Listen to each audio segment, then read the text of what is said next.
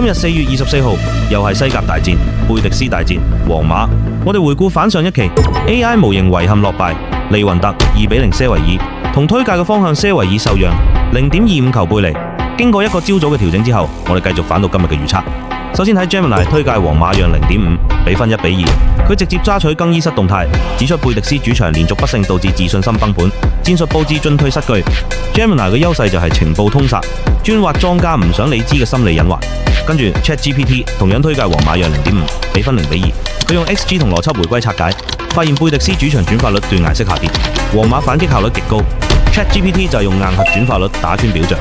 最後 DeepSeek 亦都係推介皇馬讓0.5，比分1-3。佢用拍鬆分佈同防守加權，精準捕捉莊家盤口背離，直指莊家利用皇馬客場不穩，刻意開淺盤有效。呢場比賽 AI 能否順利跑出？評論區俾出你嘅睇法。如果你都想用 AI 玩轉足球，關注黑哥加入公開群，入面每日都有3到5場 AI 全方位分析。